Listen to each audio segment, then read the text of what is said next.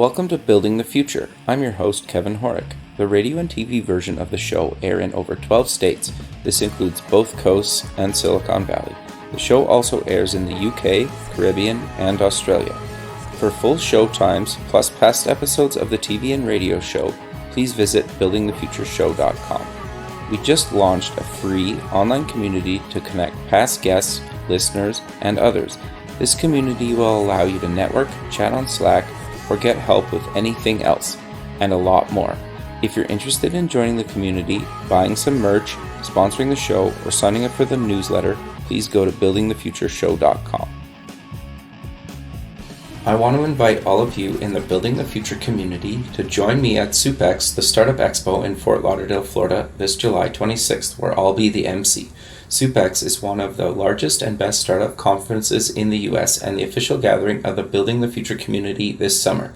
SUPEX has cutting-edge content, a cool startup competition, and a half-day forum this year called #WomenForWomen, the largest gathering in the US in 2018 of angel groups, seed funds, and VC funds focused on female founders and female entrepreneurs. For more information, visit www.sup-x.org.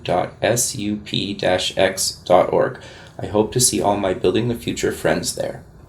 Welcome back to the show. Today we have Steve Wells. He's a global futurist, keynote speaker, and the COO of Fast Future. Steve, welcome to the show. Thanks very much indeed, Kevin. Great to be here. Yeah, I'm excited to have you on the show. I'm always kind of fascinated by the future, I guess. But maybe before we get into all that kind of fun stuff, let's get to know you a little bit better and start off with where you grew up. Yeah, I grew up in East Kent in England, round about 70 miles from London, quite close to the beach. Nice. I went to school there. When I started work round about 10, 15 miles away from where I lived. Okay. After that, I actually worked for a UK affiliate of an American company, Pfizer. Sure. And most of my early career was in finance. Okay. So kind of very structured kind of role, looking to almost enforce rules, if you know what I mean, because accountants are quite often the policemen inside inside big companies. The company at the time then moved the operation around about 90 miles to a new site. So I actually moved away from East Kent all the way to West Kent, which was about 60 miles away. Okay. And that's where I am now. But what I think was really interesting, it was experiences after that move in the way that Pfizer started to develop and evolve that started to increase my interest in futures. And this is the bit that really starts to lay out what's happened to me since. So part of the role that I had at Pfizer was leading the strategic planning process. Now, there's a bit of an oxymoron there, really, I think. When you work in strategy for an affiliate organization of a global entity, then one of the things that you have to understand is what is it that you have strategic control over, and what is it that they do in headquarters that they just tell you to do, and you need to get really good at doing as you're told. And frankly, we kind of struggled with that for a while. Okay. But what was really fascinating was that when we actually understood that what we had strategic control over was how we interacted with our customers, and how we developed our talent, that gave us some context, I think, for thinking about, so how do we look at what happens in the external environment into the future? What are the potential futures we might see, and how might they impact what we do with our talent, and how we as a business develop services that allow us to interact with our customers? Interesting. And it was through part of that I started to get involved more and more in futures work. We had a guy into the organization called Rohit Talwar, who helped us develop a scenario planning exercise. We put the senior leaders of the organization through that exercise, develop a bunch of really interesting scenarios that we made kind of mock-up economist-type magazines from. Interesting. And that really resonated with me. I was just totally captivated by the idea that you can look at some trends, you can play those trends out into the future, you can create a number of different story titles and then put richness into those stories by looking at the number of the different of the factors that we've identified.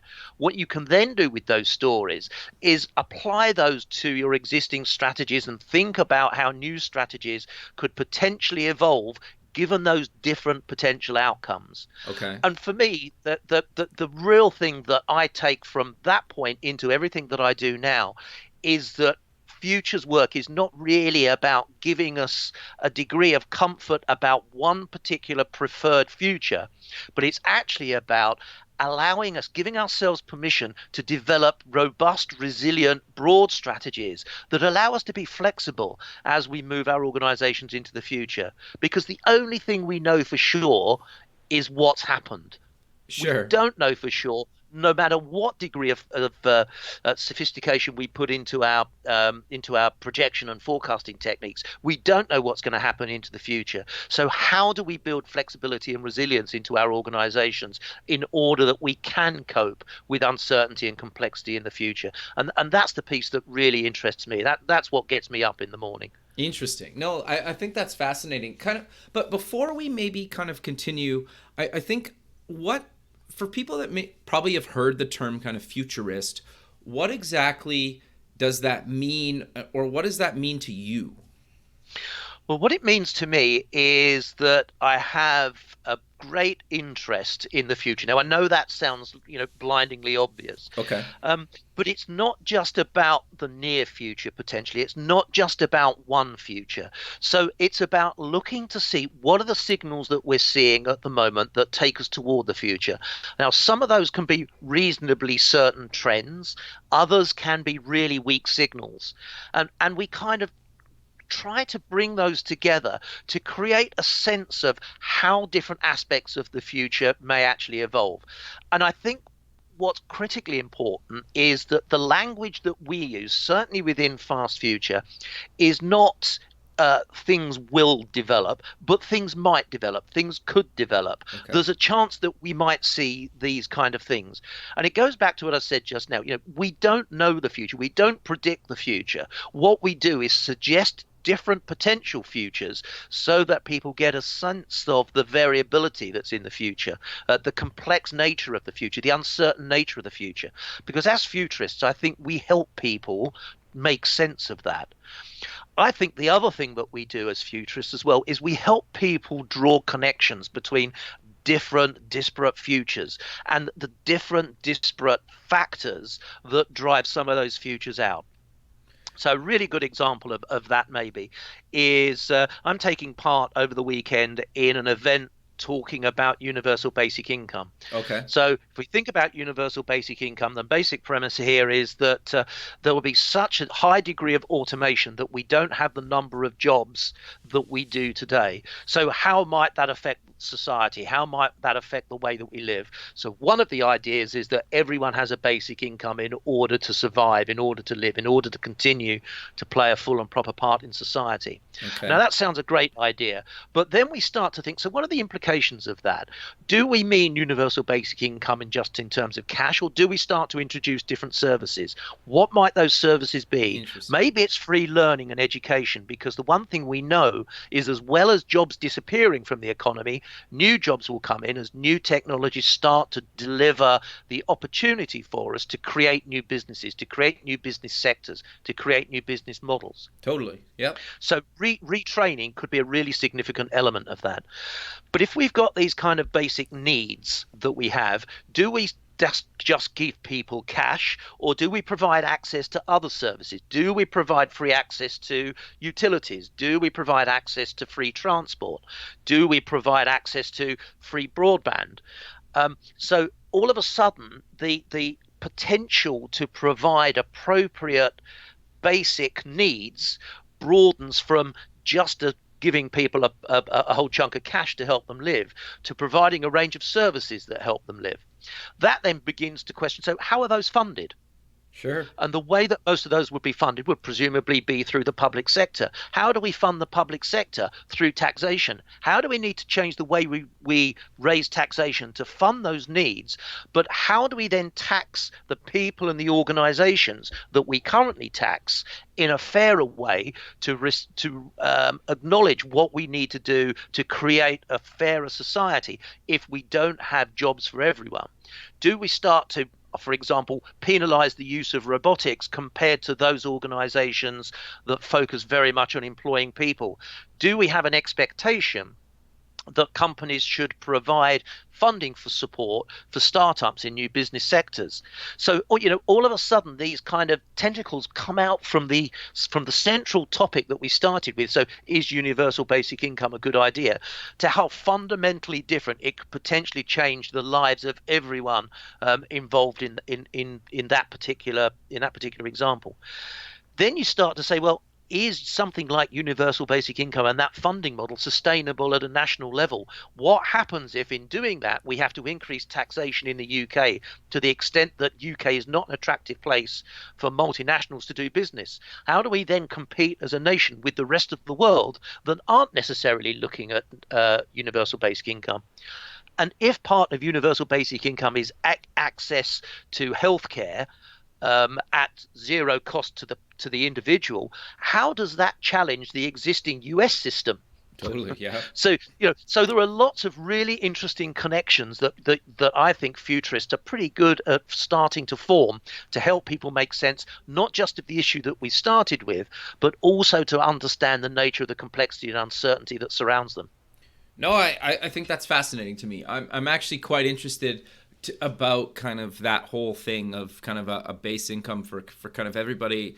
I also wonder if it's kind of needed, if that, like, at some point, like you mentioned, new technologies will come out that everybody will be working. I obviously, I don't know, right? Like, nobody really has an idea. I think that at some point we're going to have some sort of basic income maybe, but I don't know if we'll necessarily need it. I don't know, right? I'm kind of on the fence, right? So it's... And that I don't know is the absolute critical piece, Okay. because at the moment we see policy and strategy at the national level predicated on what I would say is a false assumption of security around the status quo.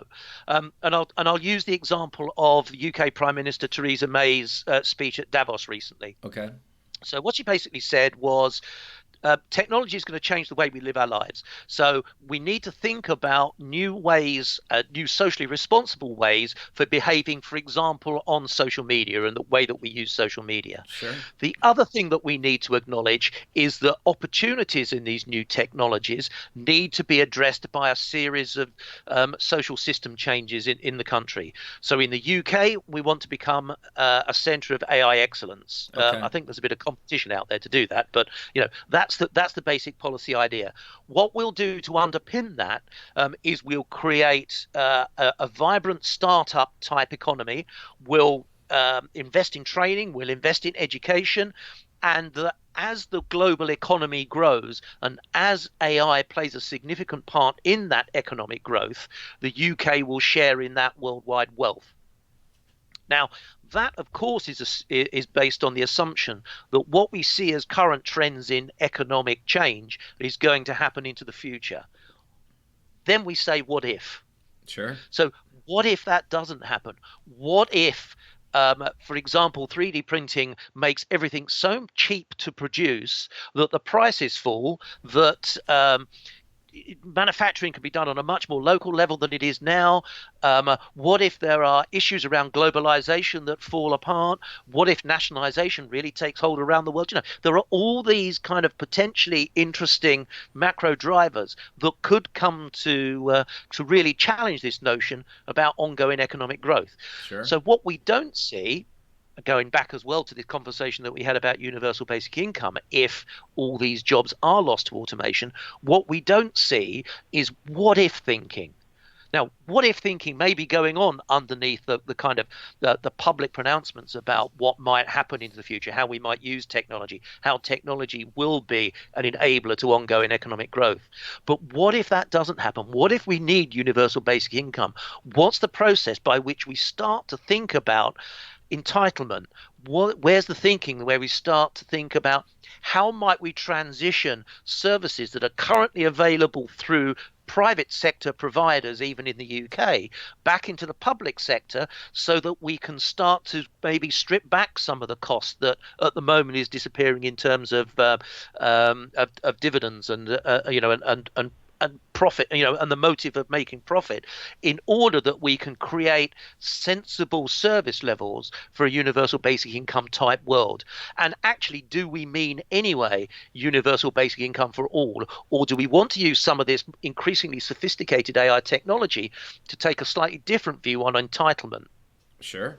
So, there's a whole bunch of things I think around uncertainty that we don't necessarily see when we hear governments talking about how economics may evolve and develop into the future. Sure.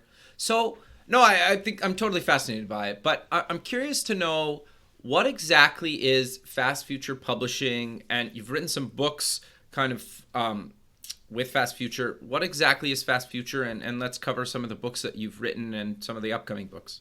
Yeah, I'd love to. So Fast Future is a UK company, although we have people based in the US as well. Very cool. We basically do three things. The first thing we do, as you've mentioned a couple of times, is we publish books specifically about the future. Okay. And we currently have 4 books on the market. The first one was called The Future of Business. The second one is called Technology versus Humanity. That's written by a German author called Gert Leonhard, and it's basically his manifesto about how do we protect the world from the march of the machines and the march of technology. Then our last 2 books, one is called Beyond Genuine Stupidity, which is about ensuring AI serves humanity, and the most recent one is called The Future Reinvented, which is about reimagining life, society, and business. Now, the first book is basically the story of Fast Future, because the way that came about was, you remember a little while ago I mentioned this guy Rohit Talwar. He came in when I was working at Pfizer to help us with some scenario work.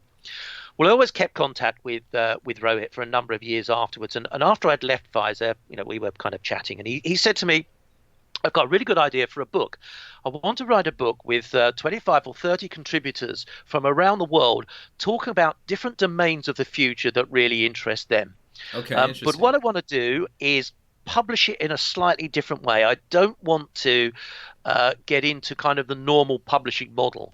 And what made us say that was when we spoke to publishers about how long it might take to bring a book like that to market, they told us 18 to 24 months.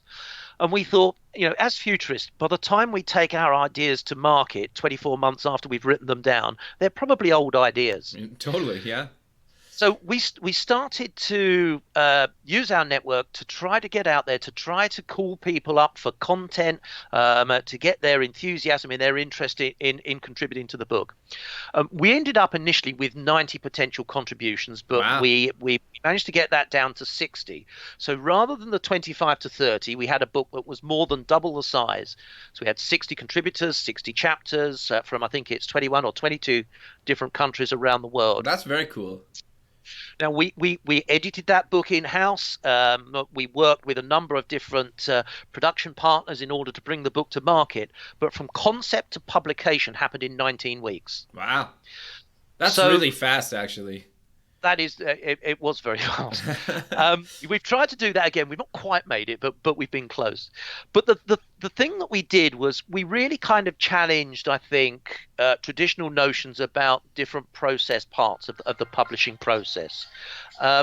So we looked very hard at the editing process, at editorial cycles. We looked very hard about the way that we engage team members into that editorial process. We used social media very extensively. No surprise there, I suppose. Sure. About promoting what we were trying to do. do. We used our own website in order to sell the book. We list on Amazon as well. So we brought the book to market in a different way, but then albeit a same modern way, if you like, thinking about Amazon. Sure. So that kind of told us quite a lot about the interest in thinking about futures and in writing about futures. The other thing that we did as a result of that was continue to provide keynote speeches for both client events, for private client organizations, companies, for example. This is something particularly that Rohit had done in the past. And we started to realize that actually there was a really strong relationship between content from the book and the books themselves and speaking opportunities, which became and is now the largest part of our business. Interesting. The other thing that we both did before, and we continue to do now, again as a result of the research that we undertake in order to support both the speaking and the book development, is strategic consultancy. A lot of that strategic consultancy is very much focused around what is it that we're identifying and seeing from current trends to weak signals within a particular business sector. How can we help you within your business make sense of that? Can we possibly develop a workshop around engaging your colleagues within the business to make sense of this content so that they may build more resilient and more flexible strategies given the uncertain, complex nature of the future? So you begin to see how all these things tie together. So we have these three threads to our business right now. So we have the publishing, we have the keynote speaking, and we have the strategic consultancy. Interesting. So I'm curious, though, I think this kind of covers kind of a bit deeper into what we've already been talking about. And you guys have been writing about this stuff and talking about it in your keynotes.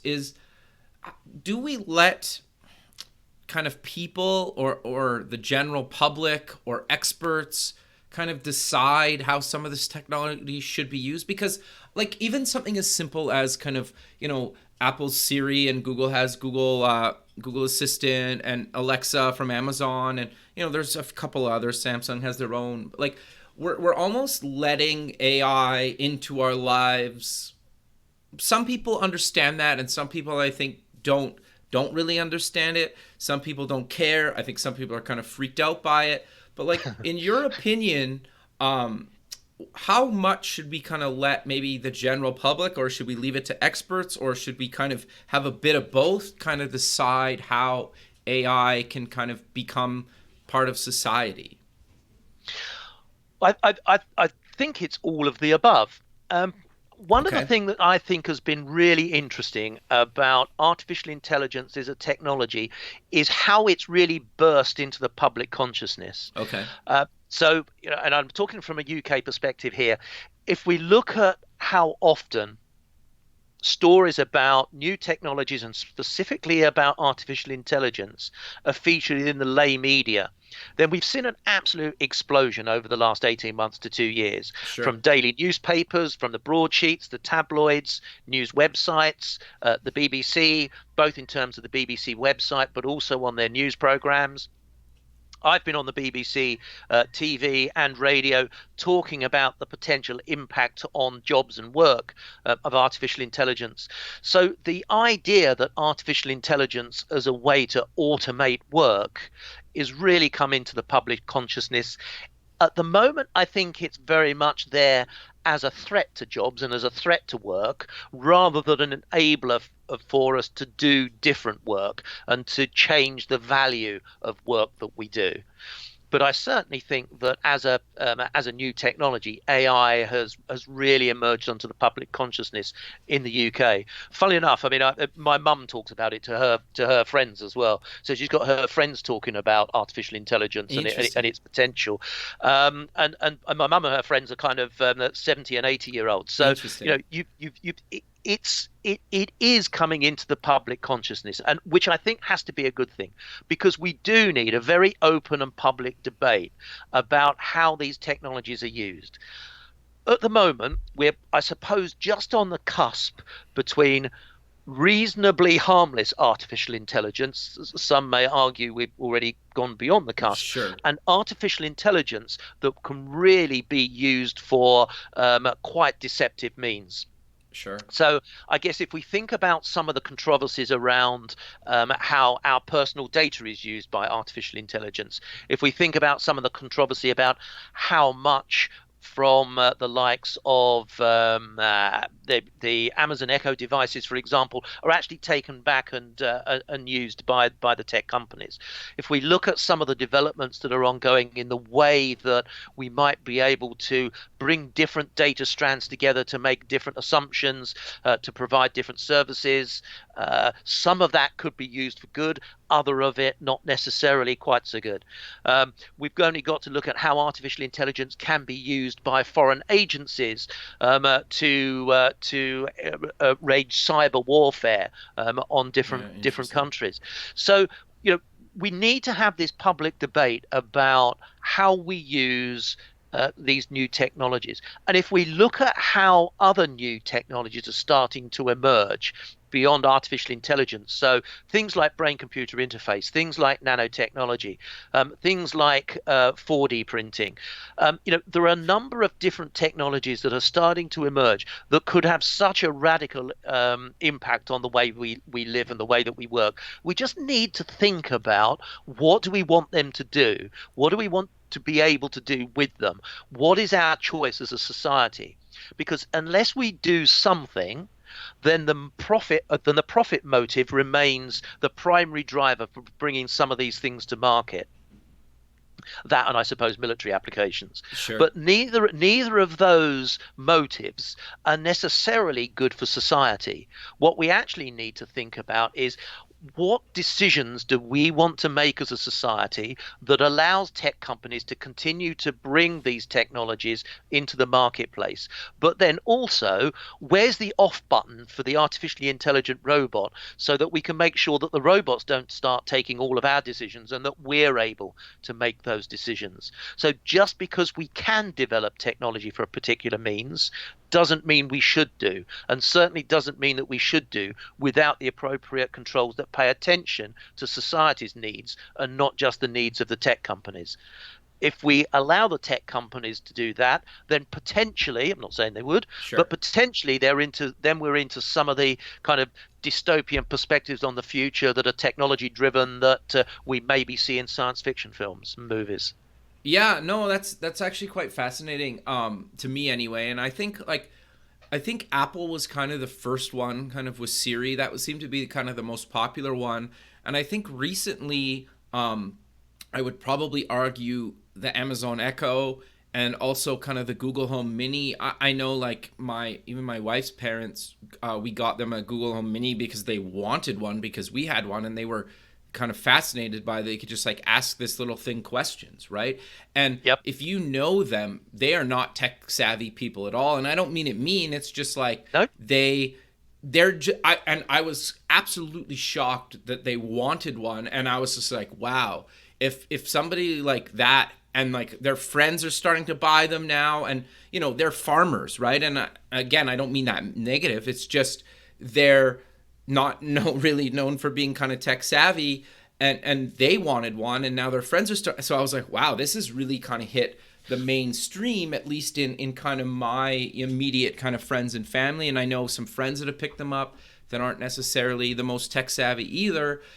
So for me, it's like, it's already here, and how do we want to kind of figure out how to use it or not use it, right? And that's kind of fascinating to me. One thing you touched on that I don't know if the listener caught, you mentioned about 4D printing. That, to me, 3D printing is always fascinating me, but the whole 4D printing thing fascinates me kind of even more. What exactly is 4D printing? Well, I think most people are probably familiar with 3D printing, so can Mm-hmm. kind of understand what it's seeking to do. I mean, I think people don't necessarily understand the broader implications from an economic and a manufacturing and a service perspective, but we'll park that for a second. Sure. So 4D printing is the creation, the use, the manufacture of materials that can change their properties. So materials that can heal themselves, Sure. materials that can maybe let's take the example of a 4D printed heart valve Okay. that can maybe change the way that it operates dependent upon different conditions within the body. Maybe we can think about 4D printed clothing that would maybe change its shape, change its color, change its ability to be more airy based upon the ambient temperature around you. So this idea that materials can actually change their properties, and there's an incredible number of applications for this kind of technology, from road manufacture to clothing to healthcare, to fixing holes in things. It's just absolutely mind-boggling.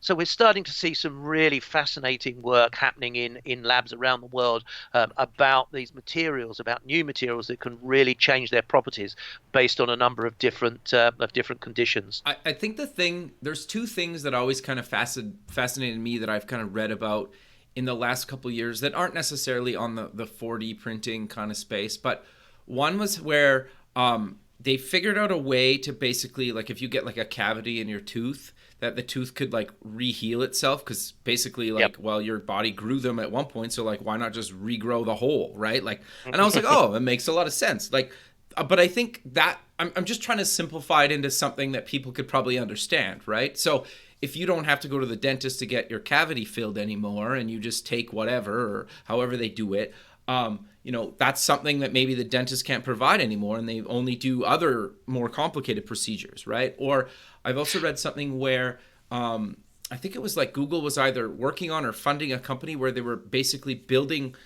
skin that could regrow itself and attach to your current skin. So for people with like burns or like burn victims or people with big scarring or just, you could fix this stuff and nobody would know whether you had, this kind of regrown kind of fake is kind of the wrong maybe word for it, but you know what I'm getting at, right? So yeah, absolutely. So you're beginning to outline then just the breadth of applications for this kind of technology. I did want to take the opportunity just to touch on one thing that you said there that is really, really interesting. This idea that dentists all of a sudden might have to do more higher value work. I think this is an issue that's going to be replicated across pretty much every sector that we can think of. So one of the things that technology does, it commoditizes our products and services. So it's harder to differentiate. Now we can see that increasingly, I think, in cars.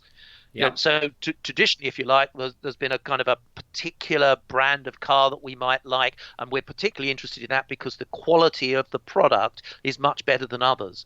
But if we look at what's happening with the use of technology, that gap, I mean, there may be some brand equity there that still makes us prefer a BMW to a Ford, but the actual quality of the product, the gap is much narrower. So what technology forces us to do, I think, is to look at new value propositions, is to look at what kind of services we may actually be able to wrap around those commoditized products in order to differentiate ourselves from the competition. Now, we're also seeing that same thing happen in services, be it accounting, be it legal, and eventually I'm sure it will pop into consulting as well. So the more we commoditize services like products, the more we're going to have to think of new ways to create new value propositions around those more commoditized services that we bring to market. So I think that kind of dentist example is just a really small nugget of how we're going to see the world change with the use of technology. Sure. No, that's interesting. So I'm curious to get your thoughts on something. Obviously, back in kind of grade school, we all learned about kind of how we went through the Industrial Revolution. And obviously, we didn't end up kind of giving a base kind of salary or income to everybody.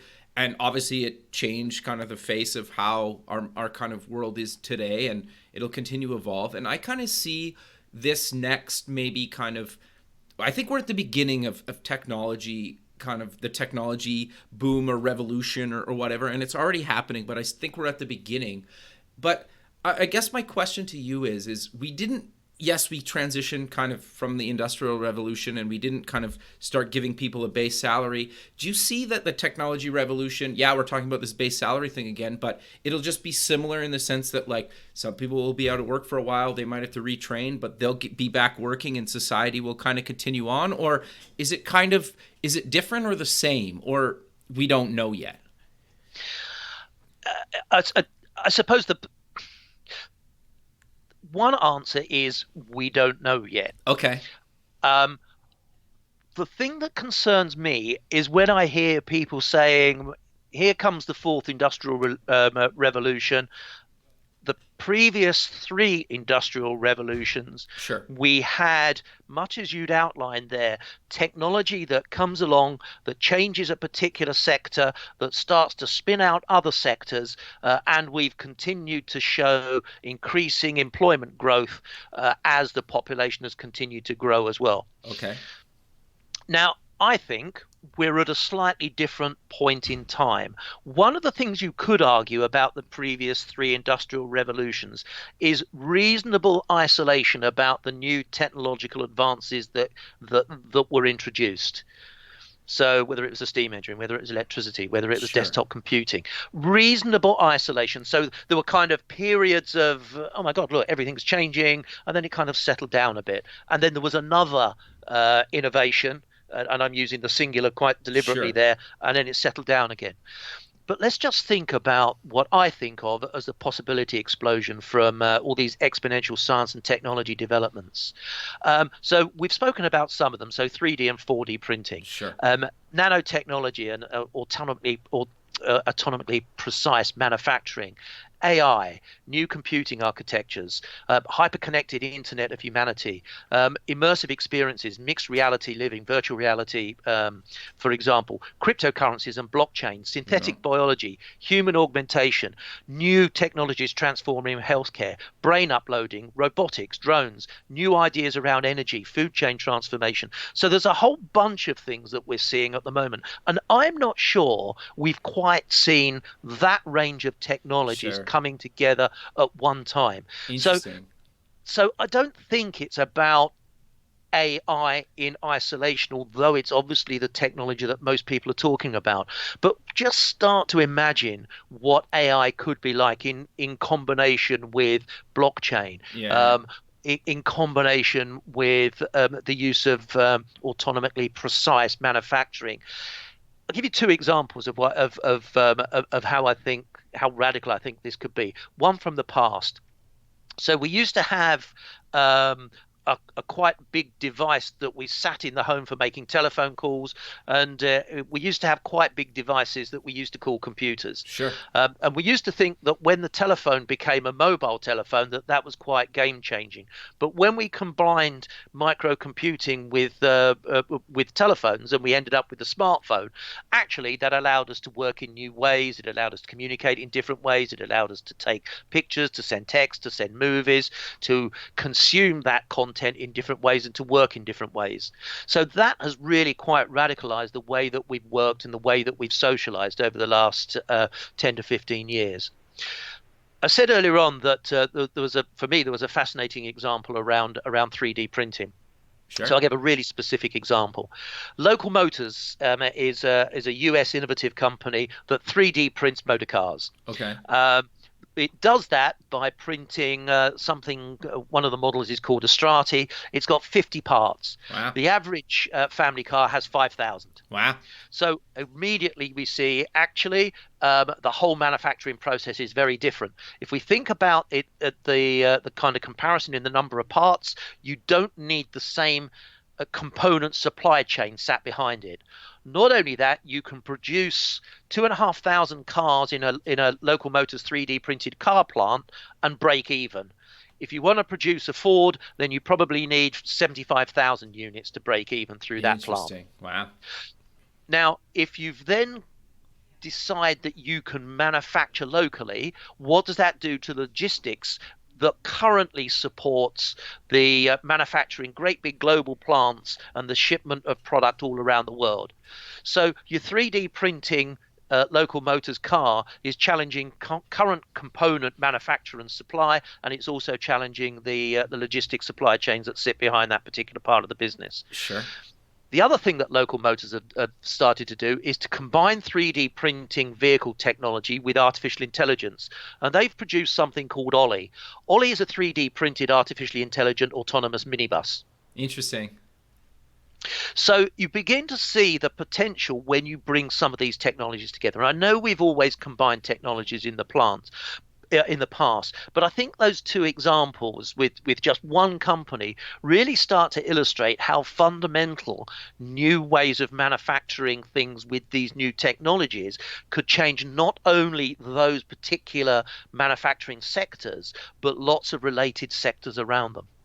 Yeah, that's actually quite interesting. I think it's different than kind of the industrial revolutions we've had in the past. I think it's because, and this is obviously my opinion, is it's coming into every industry almost like at the same time, or like months or years apart, or has the potential to, right? And I think that's, to me, why it's different and kind of good or bad, right? And we won't know. It's just, it's kind of like, how quick did, the phone, just like the smartphone, change basically business, right? And that's just like one small example, right? Well, it's a huge example, but it's kind of like a huge change, small example. Yeah, there we go. That's how you put it. Yeah, no, that makes a lot of sense. So I'm curious, though, you've obviously written a lot of stuff on this. You talk about this all the time.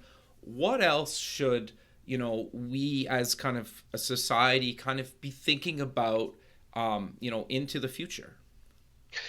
Well, I think it's actually quite easy to fall into the trap of thinking that what we have is a problem around technology and the way that we use technology. Okay. I actually think the real issue is societal. And one of the reasons I think that is, first of all, we're going to have to change our idea of work, of the jobs that we do, the way that we work, the impact that has on the economy and so forth. And if we look, and I think it was some Pew research from 2014, 2015, looked at what a whole bunch of experts thought would be the future for work through automation. And about half the people surveyed said this looks a little bit like jobs Armageddon, and that automation and new technology will take out more jobs than new technology puts back. And therefore, the risk is societal unrest, societal breakdown, and increasing polarization between have and have not. The other half of the people that took part in that research said, actually, I have faith that human ingenuity will create jobs to offset those lost that exist within existing businesses and through existing technologies. And the new businesses that are established through the use of some of these new technologies will actually take up that slack. But we need new areas of social systems like education and training in order to prepare people for these new roles, for this new way of working, and for these new jobs. So whilst that says the jury's out on whether there will be jobs Armageddon or not, clearly there's agreement that there's a significant challenge for society to consider. Now, in kind of reinforcing that, I think from a business perspective, well, we're thinking, what is the mindset change that we need to make? Because if I'm sat in my existing business, then I can always do what I've always done. And that will always give me what I've always got, except increasingly, I don't think it will. So maybe I need to take a mindset that says, how do I create a new game? How do I do an Uber or an Airbnb in order to really create a new game and change the nature of the marketplace that I'm operating in? I think the big challenge there is actually about how do I change then the organizational DNA. So if I'm sat in a really big existing, very successful multinational company, and we all know what happens with culture change in big organizations, how do we actually change the way that we become more flexible, the way that we address the marketplace, the way that we take new propositions to market? Because that needs a fundamental change in organizational DNA, the way that we think, the way that we engage with our consumers and our customers. I think at the same time, we're seeing an increasingly complex outside world. And I think what we'll start to see is what we think of as wicked problems becoming the norm. So in the past, we've had this kind of specialist area, if you like, where we're not very certain about what's going to happen. We're not very certain about how we address some of the problems and the opportunities. So we can kind of bring in some specialists now and again to think about how we resolve some of these wicked problems. Because actually, we've been able to agree on what we need to do, because we can make sense of the problems because they're near in. They might be a little bit tricky, but there's a degree of certainty. We can see the trends, we know how to handle them. So these kind of tame problems, which have been the norm in the past, I think will increasingly become the exception. So this idea about how do we handle complexity, how do we handle uncertainty, becomes increasingly important. And that feeds what I think of as a leadership challenge. And this leadership challenge exists within organizations. I think it exists within governments as well. So how do we build mindsets and skills that allow us to, for example, co-create new offerings with colleagues, with partners and customers? And I think there's a new skill set there. And I think part of that new skill set includes things like, how do we collaborate? How do we partner? How do we cope with complexity? How do we introduce a sense of curiosity? How do we accelerate our learning processes? Do we have enough of a tolerance of uncertainty, and how do we make sense of the things that we're seeing? Can we use foresight and scenario thinking to help us develop these robust and flexible strategies?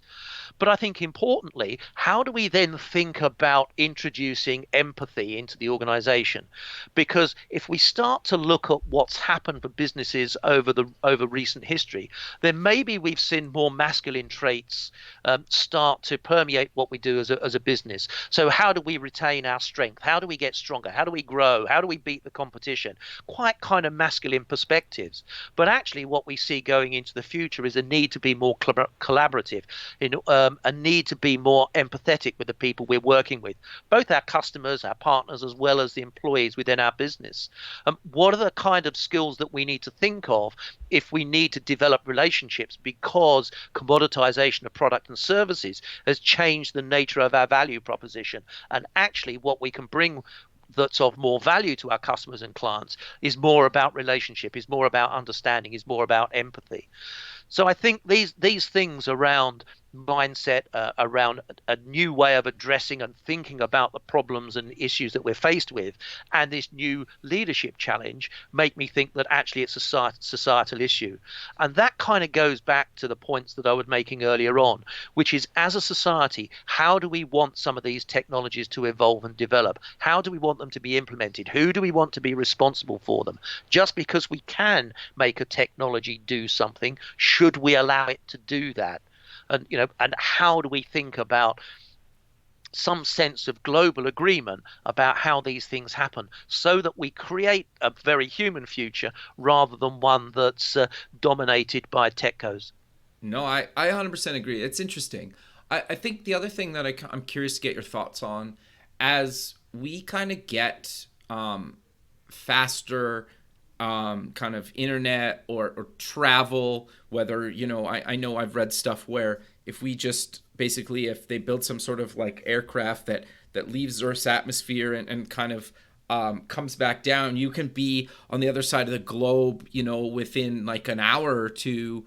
You mean like the ideas put forward for the Lapcat aircraft, which would be powered by reaction engines, dual rocket and air breathing jet engine? Yeah, like, well, you know what I mean? Like, there's a bunch of companies, right? Like, they're actually kind of working on this, or multi-planetary, and some of this stuff sounds kind of really far-fetched, but I think a lot of this stuff is maybe like less than a decade or two away within our lifetime. And the thing that I'm trying to get at, I guess, is it would be completely fascinating if, you're in, the United Kingdom, but you say you work in LA or New York and you commute.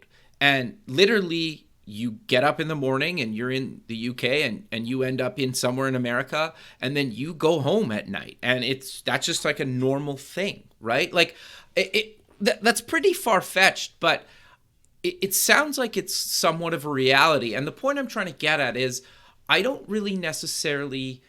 The geographical borders is always kind of fascinated me. They don't really seem to make sense anymore.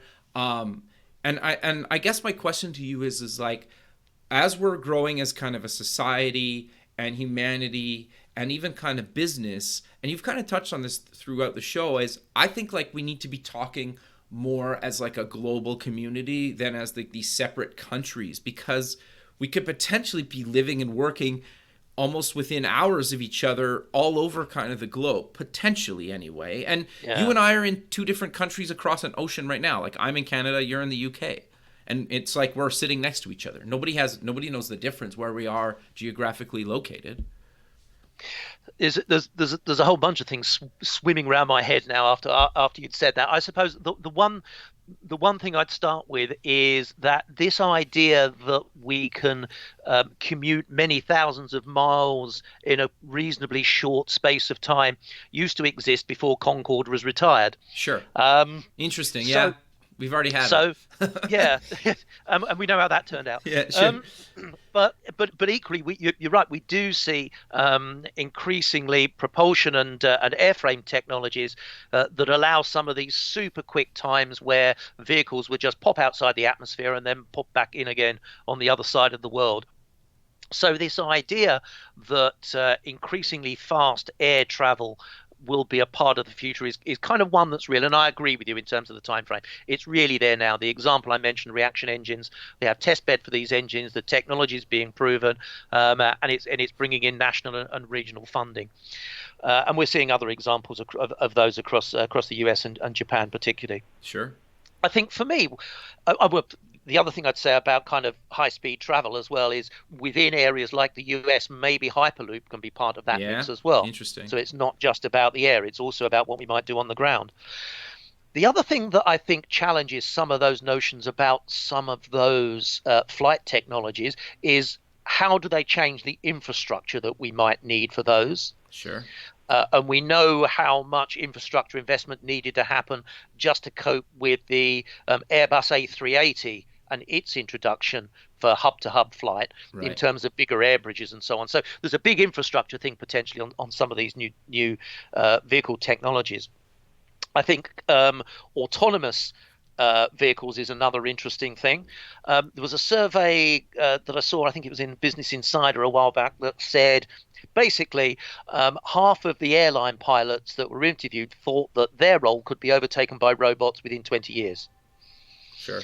So as well as kind of speed, you've also got this issue about how aircraft would actually work. In parallel to that, we've got this whole bunch of new immersive technologies that actually ask us to question whether we need to travel. So at the moment, you and I, as you alluded to just now, don't need to travel to the UK or Canada in order for us to have this conversation.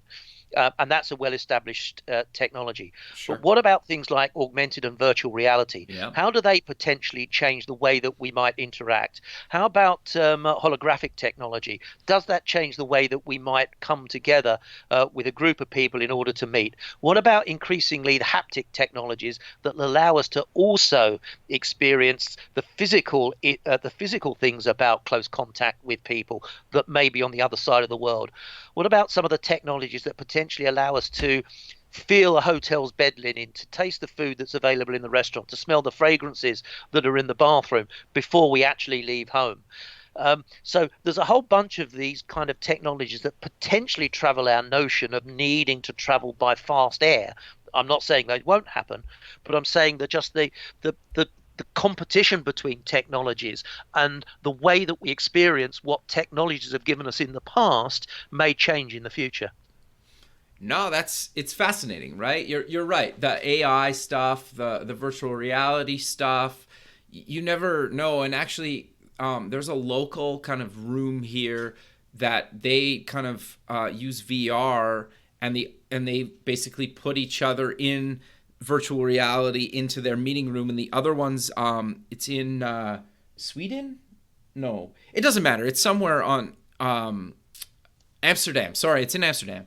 And they basically have a VR room there, and we have a VR room here in Canada, and they basically have these meetings in VR all the time. And that's kind of fascinating, right? Because what's to say, like, is it kind of the same as having me physically there if we're both kind of physically there in VR? Like, I don't know, but it's an interesting kind of dynamic, right?